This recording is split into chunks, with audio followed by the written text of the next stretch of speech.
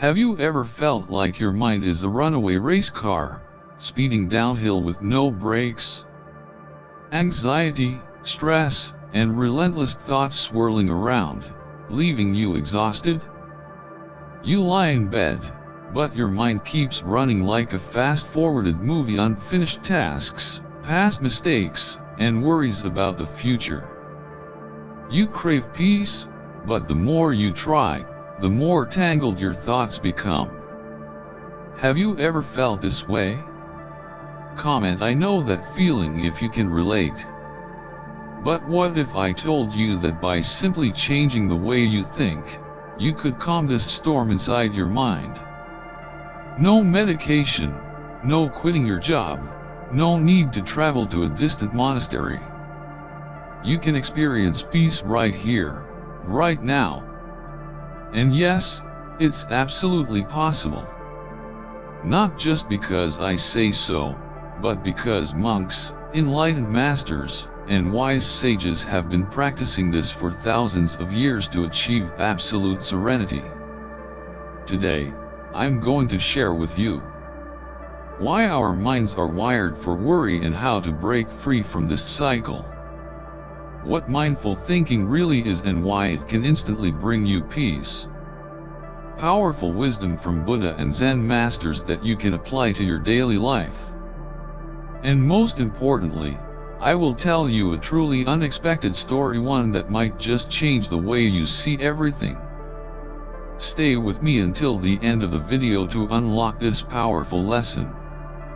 And don't forget to drop a comment and share how you feel while watching. I'd love to hear your thoughts. Are you ready to find peace within your own mind? Let's dive in. Part 1. Why is our mind always stressed? Imagine yourself sitting by a crystal clear stream. The water is still, reflecting the sky above, a perfect symbol of serenity. But instead of simply enjoying its stillness, you reach down and stir the water, creating endless ripples that distort its calm surface. Stress and anxiety work in much the same way. Our own thoughts, fears, and regrets are what disturb our peace. The water itself was never turbulent until we chose to disrupt it. Likewise, our minds are naturally capable of clarity and peace, but we continuously agitate them with negative thinking, fears about the future, and regrets from the past. So why does this happen? Why is it so difficult for us to experience true peace? One of the fundamental reasons lies in our tendency to either dwell on the past or worry about the future. We rarely allow ourselves to be fully present. Our thoughts pull us in different directions, either revisiting past mistakes or projecting worst-case scenarios about what is to come. As a result, we become trapped in a cycle of mental exhaustion, where we are neither here nor there, constantly reliving old wounds or bracing for imagined troubles. Another cause of our suffering is our habit of labeling everything as good or bad. We assign meaning to experiences, categorizing them as pleasant or unpleasant, desirable or undesirable. This attachment to personal judgments creates suffering because we resist what does not conform to our expectations. Instead of allowing life to unfold naturally, we struggle against it, rejecting discomfort and clinging to what we perceive as good. However, life is not meant to be controlled in this way. It flows like the river, and our attempts to grasp it only create more turbulence. Beyond this, we also relinquish control over our own minds, allowing them to dictate our emotions rather than learning to master them. When we let our thoughts control us, we become victims of their whims. A single negative thought spirals into self-doubt, frustration, or despair. We react impulsively rather than responding with wisdom. But what if we could reverse this? What if we could learn to observe our thoughts without immediately identifying with them? A well-known Buddhist story illustrates this wisdom. One day, as the Buddha was walking along a path, a man approached him, seething with anger. The man insulted and berated the Buddha, hurling harsh words in an attempt to provoke a reaction. However, the Buddha remained completely unshaken, as still as a tranquil lake. This only further infuriated the man, who finally burst out, "Did you not hear what I said to you?" The Buddha simply smiled and asked, "If someone offers you a gift, but you refuse to accept it, to whom does the gift belong?" The man, still confused, replied, "It would still belong to the person who offered it." The Buddha nodded, "Exactly. In the same way, if I do not accept your anger, then it remains yours alone." This story teaches a powerful lesson. While we cannot prevent others from acting with hostility, we always have control over how we choose to respond. The man expected the Buddha to absorb his anger and retaliate, but instead, the Buddha demonstrated mastery over his own mind. He did not take the anger personally, he simply let it pass, like clouds drifting across the sky. The same principle applies to stress and anxiety. Most of our suffering does not come from external circumstances but from the way we react to them. We may not be able to control the world around us, but we can always choose how we engage with it. A negative comment, a moment of uncertainty, or a stressful event only has power over us if we give it permission. Like the Buddha, we can learn to recognize that these disturbances belong to others, not to us, unless we choose to accept them. When we realize that much of our stress comes from unnecessary attachment to thoughts, fears, and judgments, we begin to unlock the potential for peace. Just as the water in the stream settles when we stop stirring it, our minds can also become still when we stop feeding them with unnecessary turbulence. True peace is not about eliminating challenges from life but about changing the way we interact with them. It is about understanding that no thought, no insult, and no external circumstance has the power to shake us unless we allow it to. Part 2, Mindful Thinking, the Key to Inner Peace. Mindful thinking is not something mystical or unattainable. At its core, it is simply the practice of observing one's thoughts without being carried away by them. Most of the time, we become entangled in our own mental narratives, reacting instinctively to every thought that arises. However, mindful thinking teaches us that we do not have to be at the mercy of these thoughts. Instead, we can cultivate a sense of awareness that allows us to step back, recognize what is happening in our minds, and choose how to respond.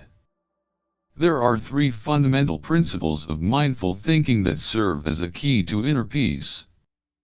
The first is awareness without judgment. When a worrisome thought arises, the typical reaction is either to resist it or become consumed by it. However, resistance only strengthens the thought, giving it more power over us. Instead, a mindful approach would be to acknowledge the thought without identifying with it. Saying to oneself, worry is arising. I am feeling this way right now, creates space between the thought and our sense of self. This simple act of recognition weakens the grip that anxious thoughts have on us and allows them to pass more easily. The second principle is returning to the present moment. Much of our anxiety stems from mentally living in the past or future. We ruminate over past mistakes or anticipate future problems, neither of which we can control. The antidote is to reconnect with the present. A deep breath, a conscious awareness of the body, or an intentional focus on the sensations of the current moment can help anchor the mind. The more we cultivate this ability to return to the now, the less power our thoughts have to pull us in different directions. The third principle is letting go of control. A major source of stress is our need to control everything around us. We want situations to unfold in a particular way, we want people to behave according to our expectations, and we want life to be predictable. However, reality does not conform to our desires, and the more we resist uncertainty, the more we suffer. Mindful thinking teaches us that peace comes from acceptance rather than control. Instead of fighting against what is, we learn to flow with it. A well-known Zen story illustrates this wisdom. A young man seeking enlightenment visited a Zen master, eager to learn. Upon meeting the master, the young man enthusiastically shared everything he had read, studied, and understood about philosophy and spirituality. He spoke at length about his knowledge, leaving little room for the master to speak. The master listened patiently, then began pouring tea into the young man's cup. He continued pouring even as the tea overflowed, spilling onto the table. Startled, the young man exclaimed, "Master, the cup is full. It cannot hold any more."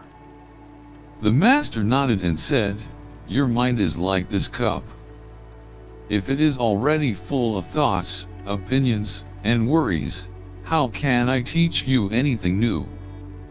This story holds a profound lesson. When the mind is cluttered with excessive thoughts, fears, and assumptions, there is no room for wisdom, clarity, or peace. True learning and understanding require us to empty the unnecessary, just as we must let go of the noise within our minds to experience stillness. When we cling to worries and fears, we create inner turmoil. By letting go of attachment to these thoughts, we make space for peace. Mindful thinking is not about erasing thoughts but about changing our relationship with them. By becoming aware of our thoughts without judgment, returning to the present moment, and releasing the need for control, we unlock a deeper sense of inner peace. Just as a still body of water reflects the sky clearly, a calm mind allows us to see reality as it is without distortion, without fear, and without unnecessary suffering. Part 3. Applying mindful thinking to daily life. Mindful thinking is not just a concept but a practice, one that can be integrated into daily life to bring clarity, reduce stress, and cultivate inner peace. Many people assume that mindfulness requires hours of meditation or a lifestyle change, but in reality, it begins with small, intentional actions. By incorporating mindful thinking into everyday activities, we can gradually shift from a state of constant mental agitation to a more peaceful and present way of living. The first and simplest step is to start with just 1 minute of stillness each day. In a world filled with distractions, phones buzzing, endless to-do lists, and a constant stream of information, taking even a single minute to pause can be transformative. During this minute, put aside your phone, turn off the TV, and simply sit in silence. Focus on your breathing. Feel the air as it enters and leaves your body. Observe your thoughts without engaging with them. The goal is not to empty the mind but to become aware of its natural state without trying to control it. Over time, this practice of mindful stillness can expand to longer periods, helping to create a deep sense of calm. The second way to apply mindful thinking is through mindfulness in action. Too often, we rush through daily activities on autopilot, barely noticing what we are doing. Eating, walking, and even basic interactions become mechanical. Instead, try to be fully present in each action. When eating, truly taste the food, notice its texture, flavors, and aroma. Eat slowly, without the distraction of a phone or TV. When walking, pay attention to the feeling of your feet touching the ground, the rhythm of your steps, and the sensation of the air around you. Even washing dishes or brushing your teeth can become a mindful experience if done with full awareness. These simple acts of mindfulness train the mind to stay in the present, reducing unnecessary stress and distractions. The third practice is recognizing negative thoughts and letting them go. It's natural for the mind to generate worries, doubts, and anxieties. However, not all thoughts need to be believed or acted upon. Whenever a negative thought arises, ask yourself, can I control this? If the answer is yes, take constructive action. If the answer is no, then holding on to the worry serves no purpose. Let it go. Picture it like a cloud drifting across the sky. Acknowledge it, but do not chase after it. This simple mental shift prevents us from being overwhelmed by fears and anxieties that have no real resolution. By incorporating these mindful practices into daily routines, we train ourselves to live with greater awareness and presence. Rather than being controlled by external circumstances or internal worries, we develop the ability to engage with life as it unfolds, moment by moment, with clarity and peace. Let's listen to one more story to conclude this journey together. One day, a Zen master led his disciples up a high mountain. Along the way, he instructed each of them to pick up stones of different sizes and place them in their backpacks. Without questioning, the disciples followed his instructions, believing he was teaching them an important lesson. Some picked small pebbles, while others, wanting to prove their strength, chose larger rocks. As they continued their climb, the weight of the stones became increasingly uncomfortable. What started as an exciting journey turned into an exhausting struggle. The disciples grew weary, backs aching, legs trembling, and sweat dripping down their faces. By the time they reached the summit, everyone was completely drained, breathing heavily and feeling utterly exhausted from carrying the heavy stones throughout the journey. The Zen master turned to his students and gently smiled, asking, "Why do you all look so tired?" One of the disciples, frustrated and worn out, complained, "Master, it's because you made us carry these stones the entire way." The master chuckled kindly and asked, "Then why didn't you put them down earlier?" The disciples were stunned, suddenly realizing the deep lesson hidden within what seemed like a simple task. They had carried the stones not because they had to, but because they had never thought of letting them go. This story is a powerful metaphor for how we carry stress, anxiety, and emotional burdens in life. Just like the stones in the backpack, our negative thoughts and pressures weigh us down, making every step heavier. Yet, we rarely stop to ask ourselves, do I really need to hold on to this? Can I let it go? Most of the time, we cling to worries, fears, and regrets, forgetting that we always have the choice to release them. Just as the disciples could have put the stones down at any moment, we, too, can free our minds from unnecessary burdens. The real question is, are we ready to let go? And I want you to ask yourself, what stones are you carrying? Try letting go, just a little. Take a deep breath. Slow down for a moment. You will realize that peace is not far away, it has always been here, within you. If you found this video valuable, like, share, and subscribe to receive more profound lessons from Buddhist wisdom.